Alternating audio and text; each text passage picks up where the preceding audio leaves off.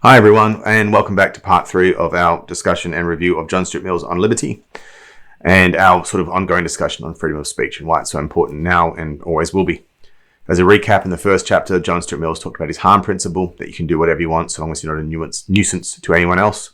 And the second chapter, we talked about the benefits of freedom of speech, why it's a good thing, and reminded ourselves that John Stuart Mill was a utilitarian and thought that things were good if they made people happy and were of value or they were useful. But in this third chapter, I think it's really funny because John Stuart Mill comes across as like one of those kind of like motivational platitude speaking manosphere guys on Twitter. You know, the guys that are like, if you're failing to plan, you're planning to fail, and they just tweet this stuff all day. He's got so many lines like that, but they're much better because he is John Stuart Mill after all. But his point in here is he's something like a low-level psychologist who was saying that he thinks that the way that a human being can be as healthy and as happy and as flourishing as possible is to have the freedom to do whatever he or she wants. And if we give human beings this sort of freedom, that they will become the best version of themselves possible. And he makes lots of really good points and quotes. Anyone that's thinking of starting up a Manosphere account, just copy chapter 3 and just start copying. Now let's have a look at some of the better ones. No one's idea of excellence in conduct is that other people should do absolutely nothing but copy one another. Absolutely nothing but copy one another. Yeah, I mean, we should all copy the person that said don't murder, but that's contained in the harm principle. I agree with that. Yeah, flourishing individuals. You know, you don't want to walk into a single scene and try and meet a girl and every single girl is exactly the same and has the same opinions as each other. If you did that, then we'd all just have the same wives and girlfriends and things like that. So a bit of individuality is good for us, but this isn't necessarily good for the human being themselves. Here's another good one. He who does anything because it is the custom makes no choice. Yes. You make the choice to follow the custom, I suppose. You make the choice to go with the trend, but yeah, you don't make an individual choice yourself. It really is of importance, not only what men do, but also what manner of men they are that do it. There's a platitude. And among the works of man, which human life is rightly employed in perfecting and beautifying, the first in importance surely is man himself. But I do like that one. Yeah, I've got to make myself perfect myself and make myself, I don't know about beautiful, but useful or something like that. But if like if you give a bit of wood to a carpenter and say, I want a table, no weight, chair, no weight, chest of drawers, no weight, something else, and the carpenter has to keep changing what they're making, you won't get a good anything at the end of it. At some point in time, you have to employ yourself in a single pursuit if you're to achieve anything. But I do think you should have the freedom to choose that pursuit.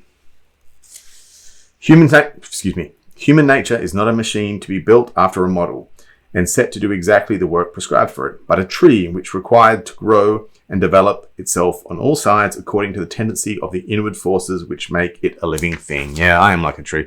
I don't want to be like some cookie cutter production line thing that just comes out the same every time. I am an individual. I have my own thoughts and needs and wants different from yours, and yours are different from mine, and should be free to pursue them. This does seem to make a strong individual. It is not because men's desires are strong that they act ill, but because their consciences are weak. Yeah, platitude city. So this next bit is about like why laws were made in society. And John Stuart Mill seems to think that in his time, laws were too tight. The girdle was too tight. He was an Englishman around the time that America was starting to flourish, though. Perhaps he should have got it in a boat and gone west. There has been a time when the element of spontaneity and individuality was in excess, and the social principle had a hard struggle with it. I suppose that was the Romantics or something, right? The difficulty then was to induce men of strong bodies or minds to pay obedience to any rules which require them to control their impulses.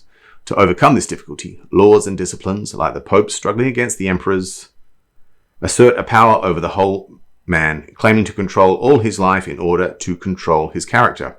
But society has now fairly got the better of the individual, and the danger which threatens human nature is not the excess, but the deficiency of personal impulses and preferences. Maybe in England in his time, he was that Victorian sort of era kind of guy that was like everyone was wearing girdles and speaking politely and stuff. But I'm pretty sure America was shooting everyone in country and western towns, and at that point in time, much debauchery. Platitude, what are we, 6 now? Originality is the one thing which unoriginal minds cannot feel the use of. If they could see what it was to do for them, it would not be originality. The first service which originality has to render them is that of opening their eyes. That's a little bit better than the platitude, right? Anyway, so the third chapter on this isn't really that saying that freedom of speech, we should have it.